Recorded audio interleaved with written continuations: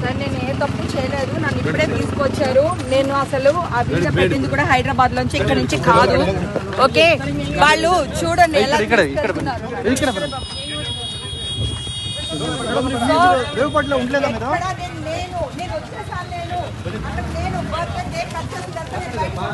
హైదరాబాద్ వచ్చేసాను. నేను మా ఇంట్లోంచి బిర్యానీ వీడియో పెట్టాను. నేను తీసుకోలేదా మేడం? ఏం తీసుకోలేదన్నా. ಸ್ವಲ್ಪ ಕ್ಲೋಸ್ ಮಾಡಿ ಸ್ವಲ್ಪ ಸರ್ ಪ್ಲೀಸ್ ಕ್ಲೋಸ್ ಮಾಡಿ. ಸಾಕು ಮಂಜಣ್ಣ, ಸ್ವಲ್ಪ ಸಾಕು ಅಲ್ಲೇ ಇಲ್ಲ ಬರಲ್ಲ ಸರ್. ದಯಮಾಡಿ ಇಲ್ಲೇ ನಿಂತ್ಕೊಳ್ಳಿ ಸರ್.